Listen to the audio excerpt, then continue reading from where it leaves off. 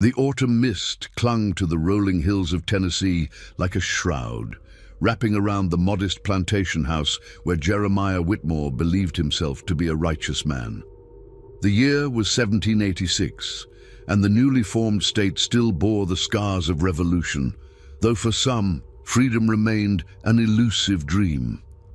Every evening, as the sun dipped behind the oak trees that lined his property, Jeremiah would gather his household for prayer. The ritual was sacred to him, a demonstration of his Christian devotion, and he believed divine protection over his land and chattels. The main room of the house would fill with the soft glow of candlelight, casting long shadows across the rough-hewn wooden floors. "Come now, all of you," Jeremiah would call, his voice carrying the authority of a man who had never questioned his place in God's design. His wife, Martha, would emerge from the kitchen, wiping flour from her hands. Their two children, Samuel and Rebecca, aged 12 and 10 respectively, would reluctantly abandon their evening chores. But it wasn't just the Whitmore family who attended these nightly devotions. Standing along the walls, forbidden to sit, were the 5 souls that Jeremiah owned as property. Among them was a young woman of perhaps 20 years, known only as Grace, a name given to her by her previous master, not chosen by herself. Her real name, the one whispered by her mother in a language now forbidden, had been buried along with her childhood. Grace stood with her hands clasped before her, her dark eyes fixed on the wooden floor. To those who bothered to look, she appeared the picture of Christian submission. Jeremiah often pointed to her as an example of how proper religious instruction could civilize even the most savage soul. What he failed to see was the way her jaw tightened during his lengthy sermons, or how her fingers would curl into fists when he spoke of divine providence and the natural order of things. The other slaves, old Moses, barely 50 but aged beyond his years, Sarah, a woman of middle age whose children had been sold away, and the 2 young men, Thomas and Benjamin. They had learned to let their minds wander during these sessions. But Grace listened to every word, storing each justification for her bondage, each biblical passage twisted to support her suffering. "Let us pray," Jeremiah announced on this particular October evening, the same words he had spoken every night for the past 3 years since acquiring Grace. The family knelt on cushions, placed strategically around the room, while the slaves remained standing, their heads bowed in enforced reverence. As Jeremiah began his prayer, thanking God for his blessings and asking for continued prosperity, Grace's hand moved almost imperceptibly to the folds of her rough cotton dress. Hidden there, secured with a strip of cloth torn from her undergarment, was a kitchen knife she had taken that morning while preparing breakfast. The blade was sharp, she had made certain of that, honing it against the grinding stone when no one was watching. The prayer continued, Jeremiah's voice rising and falling with practiced piety. He spoke of gratitude, of divine favor, of the burden and blessing of caring for those whom God had placed under his stewardship. Each word was a lash across Grace's soul, each phrase a reminder of the cage that held her. Martha's soft amen punctuated her husband's words, followed by the children's mumbled responses. The slaves, as always, remained silent. Their agreement was assumed, their souls considered property along with their bodies. But tonight would be different. Tonight, as Jeremiah closed his eyes and bowed his head in final supplication, Grace stepped forward with the quiet grace of a predator. The floorboards, worn smooth by years of use, made no sound beneath her bare feet. The knife felt warm in her hand, as if it had absorbed all the rage she had carried for so long. 3 years of forced prayers, 3 years of watching this man thank God for owning her, 3 years of being told that her suffering was divine will. It all crystallized into this single moment of terrible clarity. Jeremiah's voice grew softer as he neared the end of his prayer, his head tilted back slightly, eyes closed in peaceful communion with his Maker. He never saw Grace approach, never felt the presence of death moving silently across his own floor. The last words he would ever speak were a request for God's continued blessings upon his household. He would never know how swiftly that prayer would be answered, though perhaps not in the way he had intended. The moment stretched like eternity, suspended between the sacred and the profane. Grace stood behind Jeremiah Whitmore, the kitchen knife trembling slightly in her grip. Not from fear, but from the sheer weight of what she was about to unleash upon the world. In the candlelit room, the other slaves had noticed her movement. Old Moses's eyes widened with a terror that had nothing to do with the act itself and everything to do with its consequences. Sarah's breath caught in her throat, her hand instinctively moving to cover her mouth. Thomas and Benjamin stood frozen, understanding immediately that they were about to witness something that would change all their lives forever. Martha Whitmore continued to kneel beside her husband, her own eyes closed in prayer, unaware that death had entered her parlor. The children, Samuel and Rebecca, fidgeted slightly, but remained in their positions of reverence, their young minds focused on the promise of warm milk and bed that would follow this nightly ritual. Grace's breathing slowed as she raised the blade. In her mind, she could hear the voices of all who had come before her. Her mother, sold away when Grace was barely 14. Her father, whose name she had never known. The countless others who had suffered and died in silence, their stories buried in unmarked graves across the American South. The knife caught the candlelight for just an instant, a brief flash of steel that Moses would later swear looked like a falling star. Grace's hand moved with surprising steadiness, the blade finding its mark with the precision of divine judgment. The cut was deep and swift, opening Jeremiah's throat from ear to ear in one fluid motion. Blood erupted immediately, dark and warm, spattering across the wooden floor and the family Bible that lay open on the small table before him. For a heartbeat, there was only silence. Then Martha's scream shattered the evening air. Jeremiah's body convulsed once, his hands flying to his throat in a futile attempt to stem the flow of life pouring from the wound. His eyes opened wide, meeting Grace's gaze for the first and last time with something approaching understanding. Blood frothed from his mouth as he tried to speak, but only a wet, gurgling sound emerged. "Papa!" Rebecca shrieked, scrambling backward on her hands and knees as her father's blood spread across the floor toward her. Samuel, older and quicker to process what he was seeing, lunged toward the door, his young voice cracking as he shouted for help that would not come in time. Martha's screams continued, high and piercing, as she crawled toward her dying husband. Her white dress quickly became stained with his blood as she pressed her hands against the wound, trying desperately to hold his life inside his body. "Jeremiah! Oh God, Jeremiah!" Grace stood motionless above the chaos, the bloody knife still in her hand. Her face showed no emotion, not satisfaction, not regret, not fear.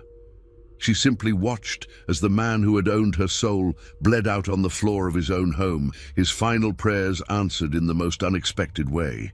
Old Moses was the first to move among the slaves. His weathered hands reached out toward Thomas and Benjamin, pulling them back against the wall. "Don't move," he whispered urgently. "Don't say nothing. Don't do nothing." But Sarah couldn't contain herself. Years of suppressed anguish poured out in a low, keening wail that seemed to come from the very depths of her being. She had watched her own children disappear into the slave markets, had endured countless nights of forced prayer where she was told to be grateful for her bondage. Now, seeing Grace's act of ultimate rebellion, something broke inside her, or perhaps something was finally set free. Jeremiah's movements grew weaker, his attempts to speak becoming mere whispers of breath. His eyes, once so certain of their divine authority, now held only confusion and growing darkness. The blood flow began to slow, not because the wound was healing, but because there was simply less life left to spill. Martha's sobs filled the room as she realized her husband was beyond saving. She looked up at Grace with eyes full of horror and incomprehension. "Why?" she gasped. "He was good to you. He brought you to God. He saved your soul." Grace finally spoke, her voice steady and clear despite the magnitude of what she had done.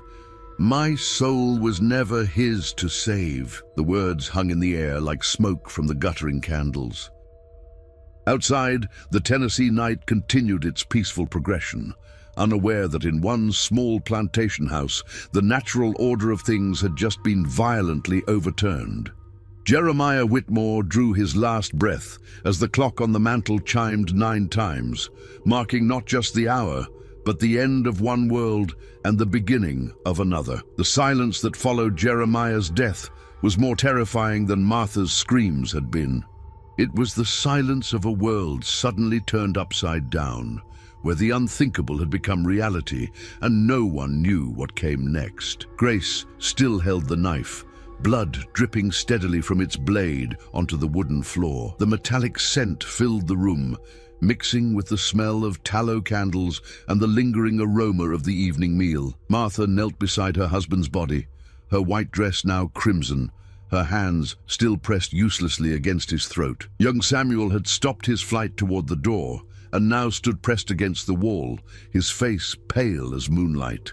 Rebecca continued to sob, her small body shaking with each breath. Both children stared at Grace with a mixture of terror and fascination, as if she had transformed before their eyes from a familiar presence into something otherworldly and dangerous.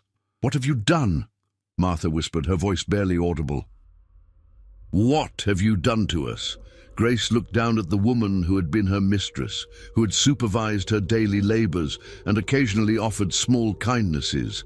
An extra portion of food, a worn dress that no longer fit Rebecca, a gentle word when Grace appeared particularly weary.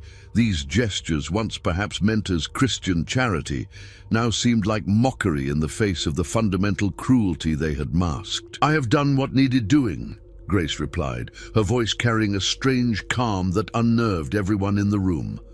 Old Moses stepped forward cautiously, his weathered hands extended in a gesture of peace. "Grace, child, you need to put down that knife.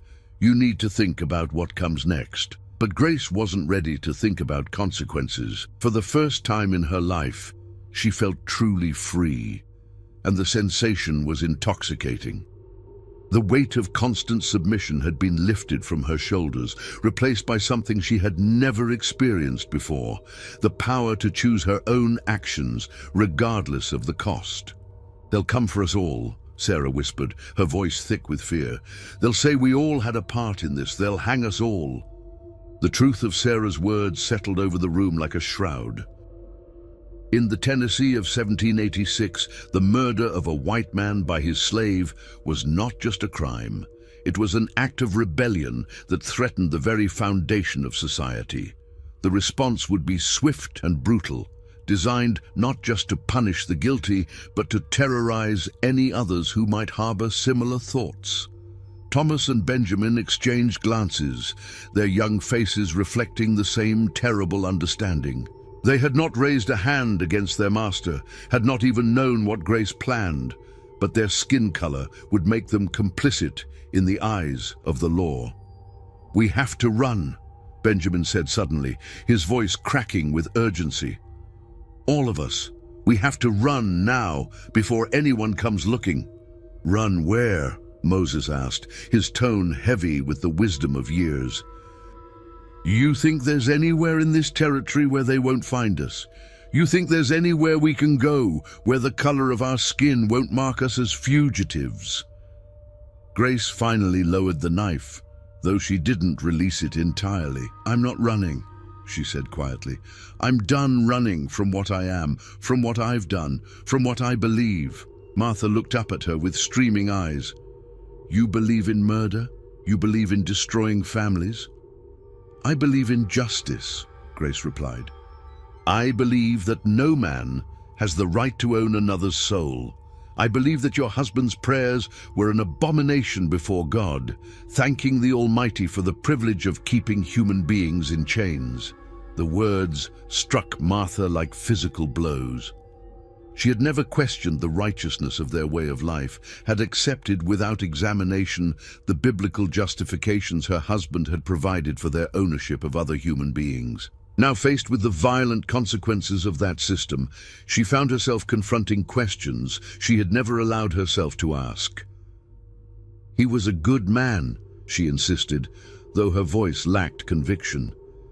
"He fed you, clothed you, brought you to Christ. He owned me," Grace said simply. "Everything else was just decoration on that fundamental sin." Outside, the night sounds of the Tennessee wilderness continued. The call of owls, the rustle of small animals in the underbrush, the distant howl of a wolf. But inside the plantation house, time seemed suspended, as if the world was holding its breath to see what would happen next. Samuel, who had been silent since his initial cry for help, suddenly spoke up. "Someone will come looking," he said, his young voice trying to sound brave. "When Papa doesn't come to town tomorrow, when he doesn't meet with Mr. Henderson about the tobacco crop, someone will come." Grace nodded, acknowledging the truth of his words. "Yes," she said, "someone will come, and when they do, they'll find me here, ready to answer for what I've done." The other slaves stared at her in amazement and horror. The idea of willingly facing the consequences of such an act was almost incomprehensible to people who had spent their lives avoiding even the smallest infractions that might bring punishment. "You're going to get us all killed," Sarah said, her voice rising with panic.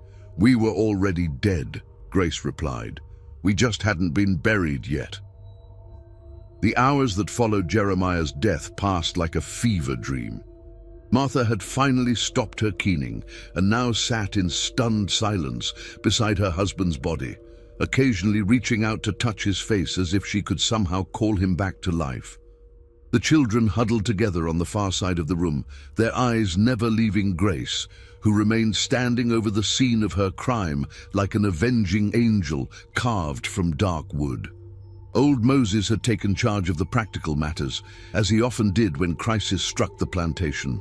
He sent Thomas to secure the doors and windows, though they all knew that such precautions were largely symbolic.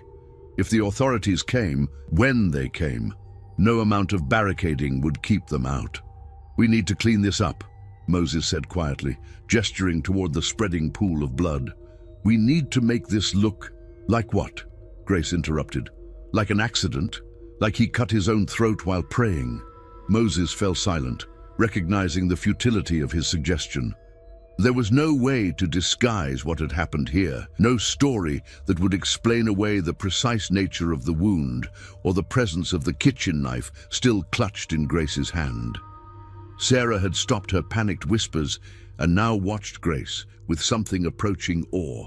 "How long have you been planning this?" she asked.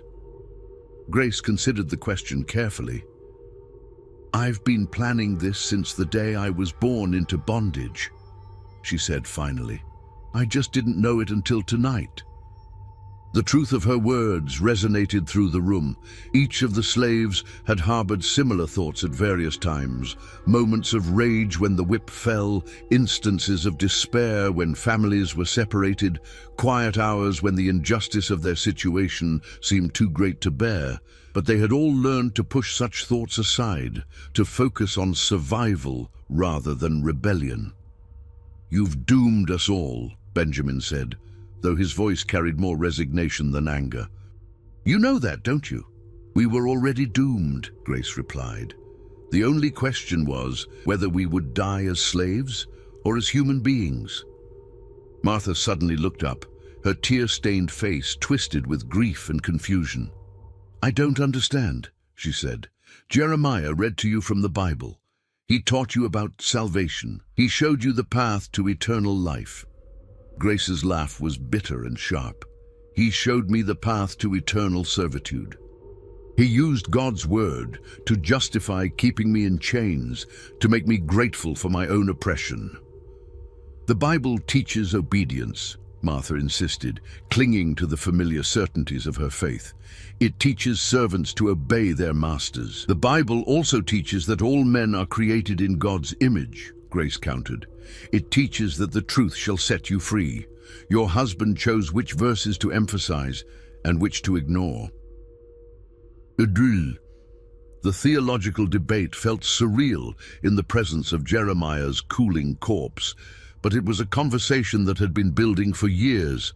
Every forced prayer session, every biblical justification for slavery, every moment when Grace had been required to thank God for her bondage had contributed to this moment of reckoning. Samuel, who had been listening to the exchange with the intense focus that only children can muster, suddenly spoke up. "Are you going to kill us too?" The question hung in the air like smoke. Grace looked at the boy, barely 12 years old, raised in a system he had never questioned, taught to see her as property rather than a person.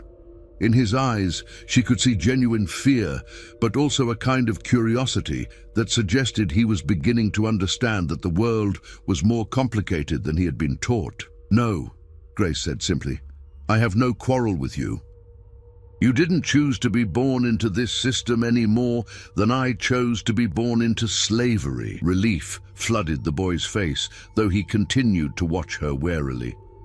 Rebecca, younger and less able to process the complexities of the situation, simply continued to cry softly. "But you'll tell them what happened," Martha said. "When they come, you'll tell them that I killed my husband." "I'll tell them the truth," Grace replied.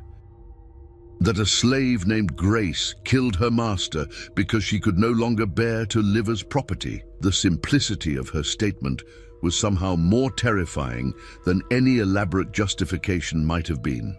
There was no madness in her voice, no wild emotion, just a calm acceptance of what she had done and what would follow. Thomas, who had been silent since securing the house, finally spoke. "They'll make an example of you," he said. "They'll make it slow and public so that every slave in Tennessee knows what happens to those who raise their hand against their masters." Grace nodded. "I know." "Then why?" Sarah asked, her voice breaking. "If you knew what would happen, why did you do it?" Grace was quiet for a long moment, looking around the room at the faces, black and white, young and old, all staring at her with varying degrees of fear, confusion, and desperate need for understanding.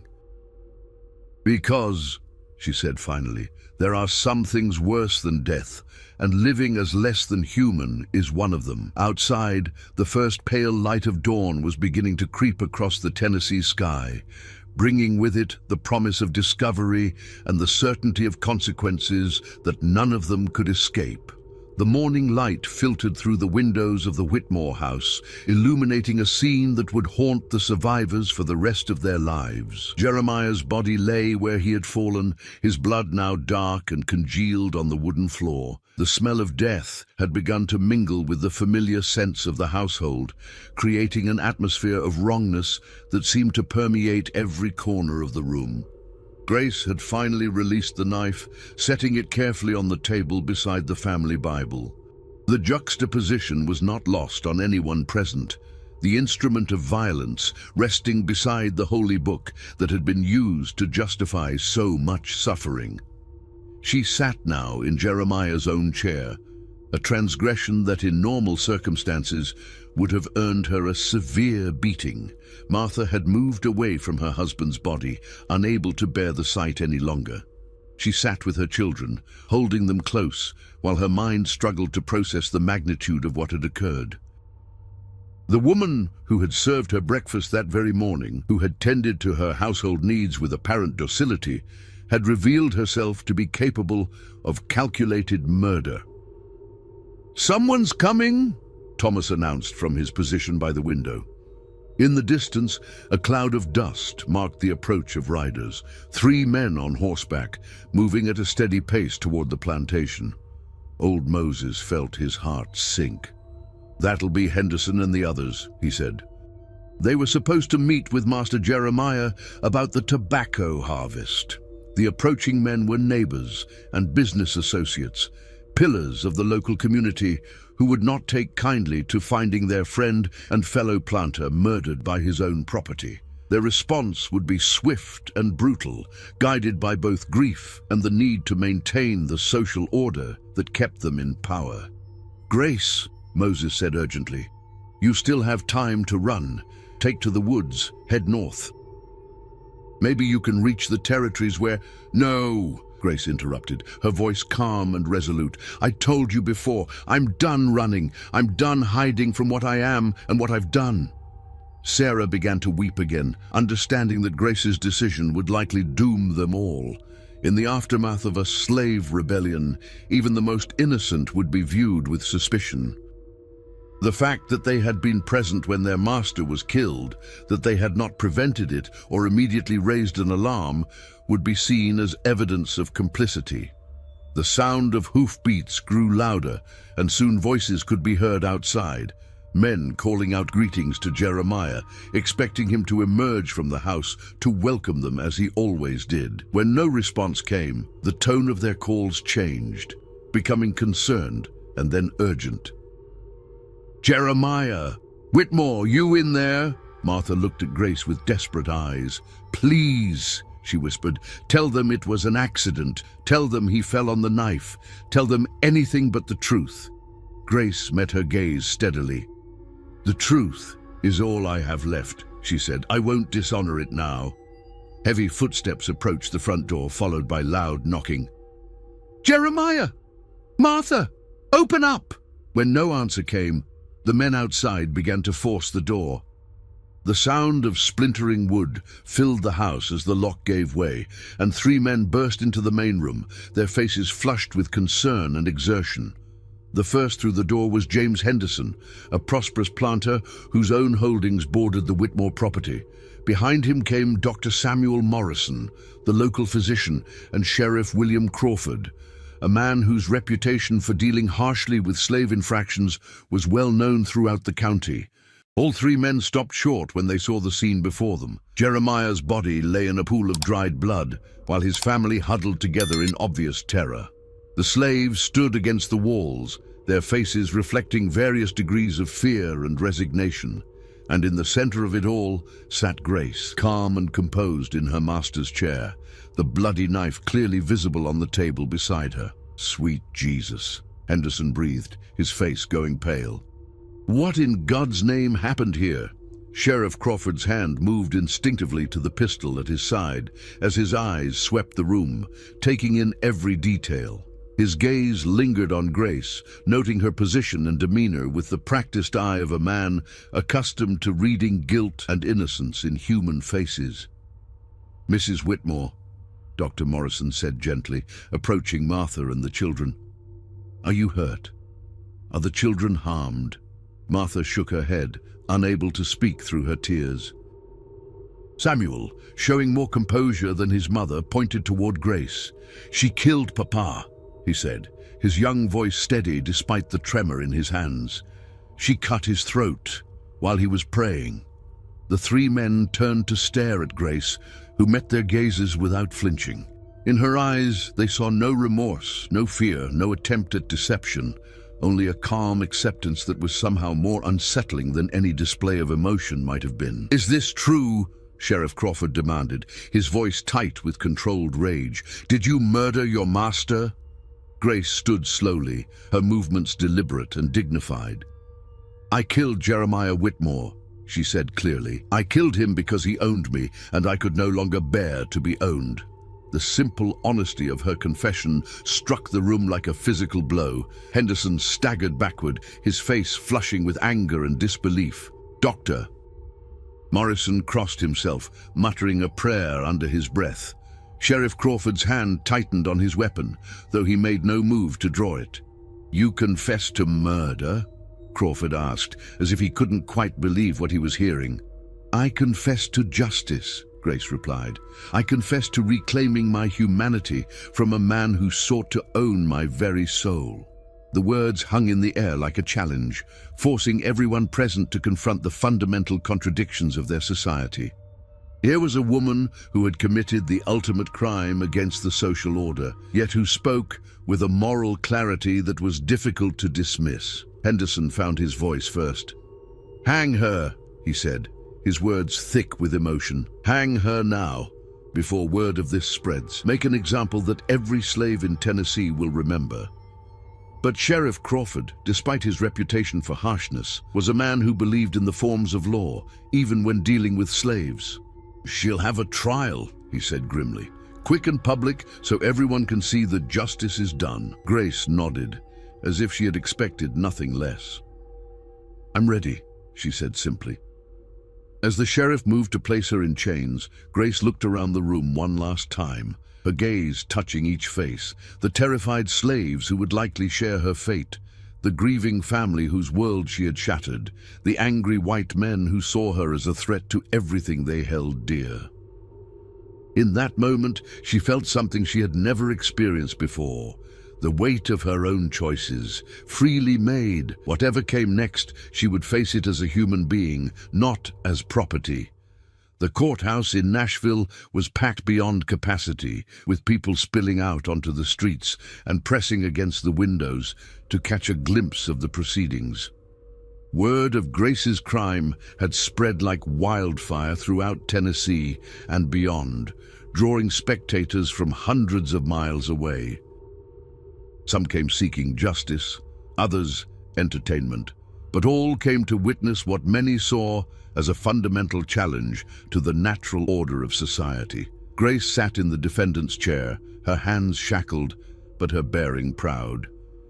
She had been held in the county jail for 2 weeks, while preparations for the trial were made, and the experience had only strengthened her resolve. The other slaves from the Whitmore plantation had been questioned extensively, but their obvious terror and ignorance of Grace's plans had eventually convinced the authorities of their innocence, though they remained under suspicion and would likely be sold to masters far from Tennessee.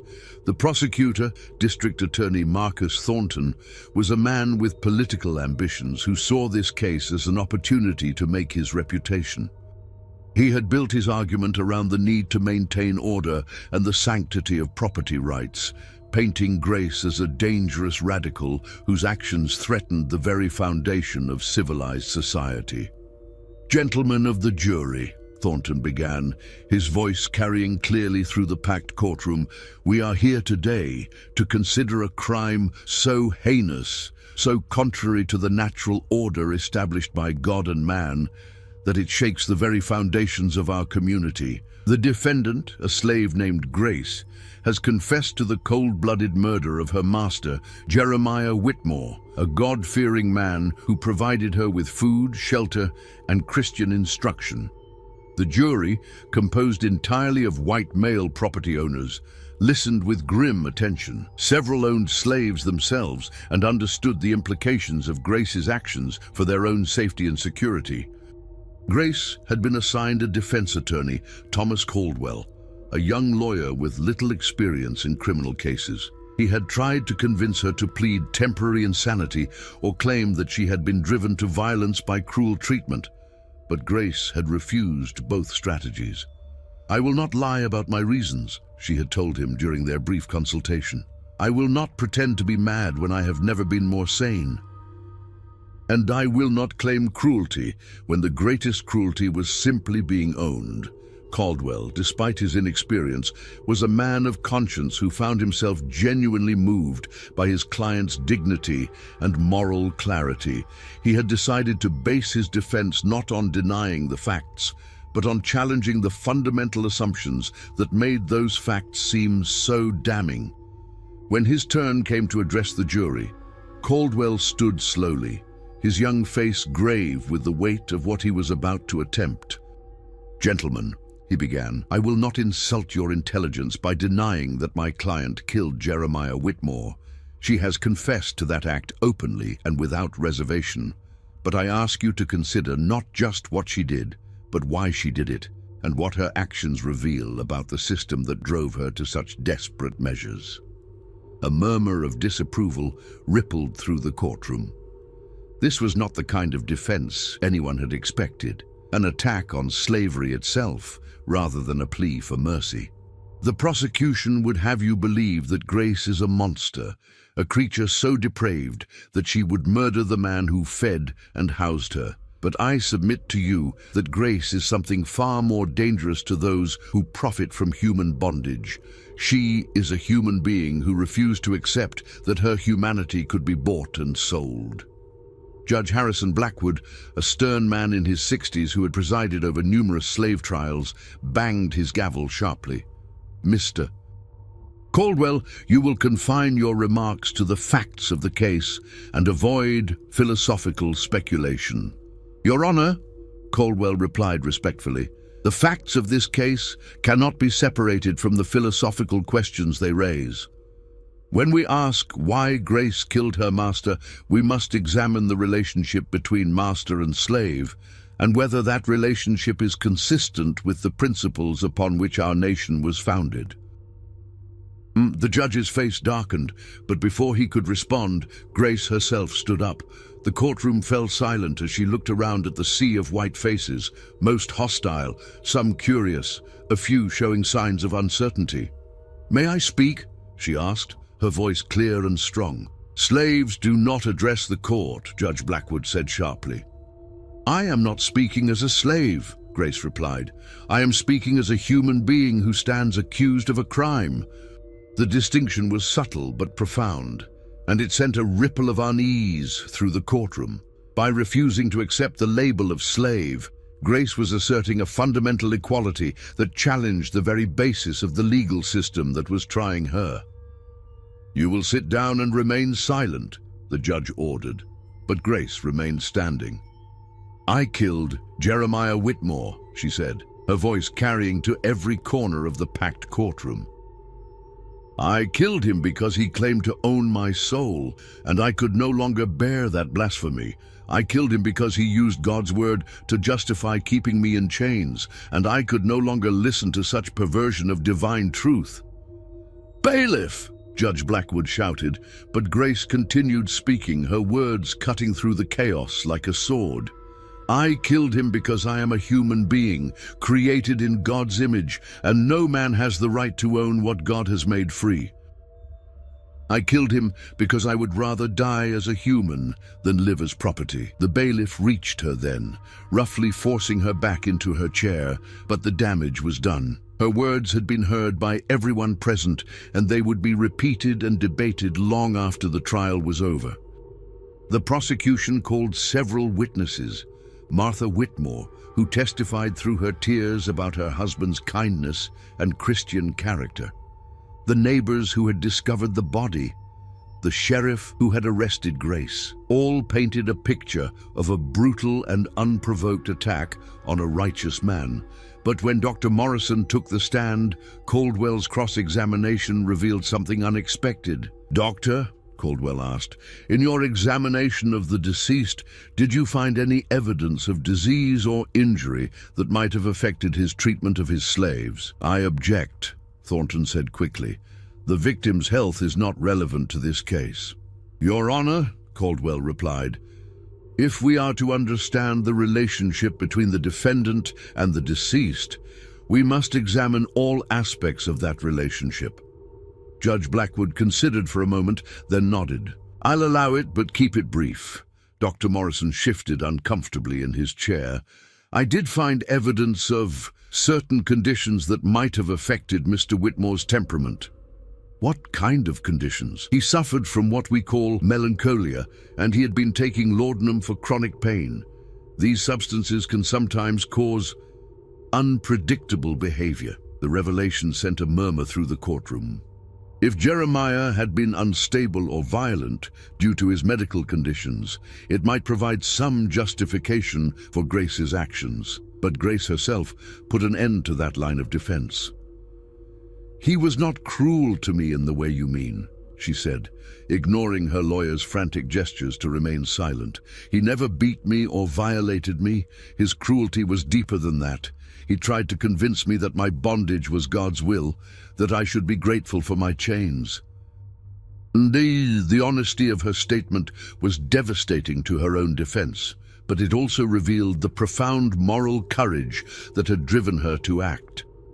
She would not allow even her victim to be slandered, even if it might save her life. As the trial continued, it became clear that the outcome was predetermined. The jury would convict. They had no choice, given the facts and the social pressures they faced.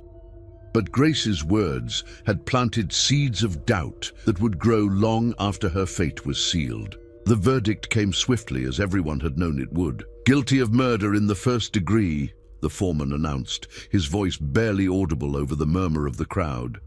Judge Blackwood sentenced Grace to death by hanging, to be carried out in 1 week's time in the public square, as an example to all who might harbor similar thoughts of rebellion. Grace received the sentence with the same calm dignity she had shown throughout the trial. She stood straight and tall as the judge pronounced her fate, her eyes fixed on some point beyond the courtroom walls, as if she could see something the rest of them could not. In the days that followed, something unexpected began to happen.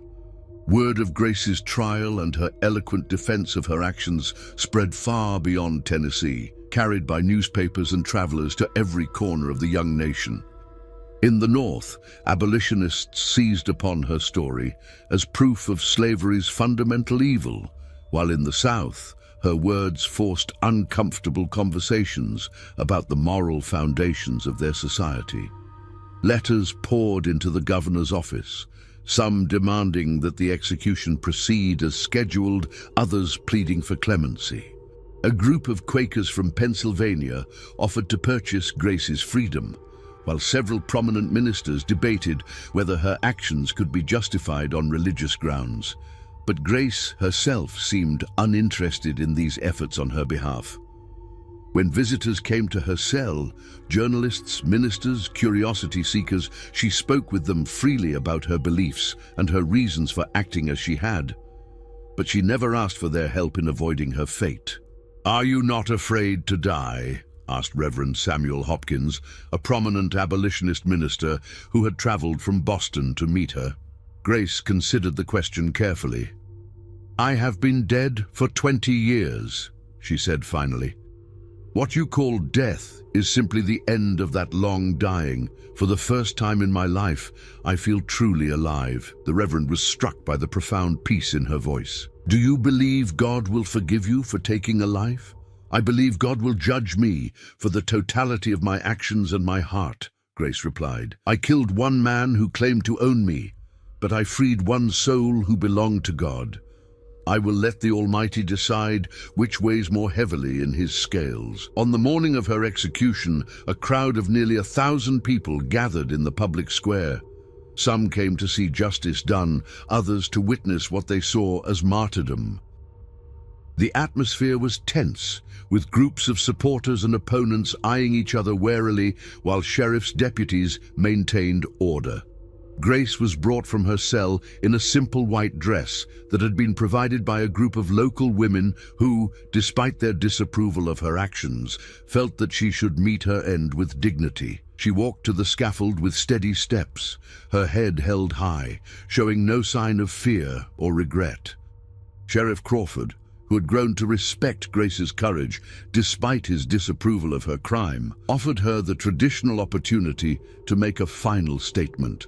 She accepted, stepping forward to address the crowd that had gathered to watch her die.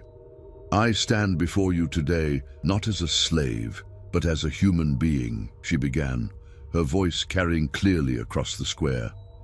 "I am about to pay the ultimate price for asserting my humanity, and I do so willingly." The crowd fell silent, even those who had come to jeer finding themselves moved by her dignity and composure. "I do not ask for your forgiveness, for I have done nothing that requires it. I do not ask for your pity, for I am not to be pitied. I ask only that you remember that every person you see in chains is a human being, created in God's image, deserving of the freedom that you claim as your birthright." She paused, looking out over the sea of faces, white and black, young and old, hostile and sympathetic. "I killed Jeremiah Whitmore because he owned me, and I could no longer bear to be owned. I die today because I chose to be human rather than property. If that is a crime, then I am guilty. If that is justice, then I am content." As the noose was placed around her neck, Grace closed her eyes and began to recite the 23rd Psalm, her voice strong and clear. "The Lord is my shepherd, I shall not want. He maketh me to lie down in green pastures."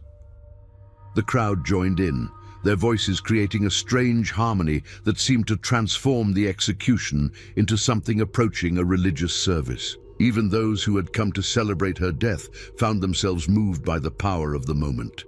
"Yea, though I walk through the valley of the shadow of death, I will fear no evil, for thou art with me." When the trap door opened and Grace's life ended, a profound silence fell over the square. Many in the crowd wept openly, though they could not have said whether their tears were for Grace, for Jeremiah Whitmore, or for the terrible contradictions of the world they all inhabited. In the days and weeks that followed, Grace's story continued to spread. Her words were quoted in newspapers and from pulpits, her example cited by both abolitionists and defenders of slavery, though for very different reasons. Some saw her as a dangerous radical whose actions threatened the social order, while others viewed her as a prophet who had died for the cause of human freedom. The other slaves from the Whitmore plantation were indeed sold and scattered, as Grace had predicted. Old Moses was purchased by a planter in Georgia, where he lived out his remaining years, telling anyone who would listen about the woman who had chosen death over bondage. Sarah was bought by a family in Alabama, and though she never spoke openly about what she had witnessed, she passed the story down to her children and grandchildren as a reminder that freedom was worth any price. Martha Whitmore eventually remarried and moved to Kentucky, but she never forgot the night when her world was turned upside down by a woman who refused to accept that her humanity could be owned. In her private moments, she found herself questioning the assumptions she had never examined before, wondering whether Grace might have been right about the fundamental evil of slavery. The Whitmore plantation was sold and eventually abandoned, but locals claimed that on quiet nights you could still hear the sound of prayers being offered in the old house, though whether they were the prayers of the master or the slave, no one could say. Grace's grave was unmarked, as was the custom for executed criminals, but flowers appeared there regularly, left by unknown hands. Her name was not recorded in any official history of Tennessee, but it lived on in the whispered stories of those who understood that sometimes the greatest act of faith is the willingness to die for one's beliefs. In the end, Grace had achieved something that no amount of forced prayers or biblical justification could provide. She had died as she had chosen to live in her final moments, as a free human being, answerable only to God and her own conscience. Her legacy would outlive the institution she had died fighting against, a testament to the indomitable power of the human spirit to assert its dignity even in the face of overwhelming oppression. The Baptist slave who slit her master's throat during prayer had become something more than a murderer or a victim. She had become a symbol of the eternal struggle between those who would enslave and those who would be free. A reminder that the human soul cannot be owned, no matter how many chains are placed upon the body.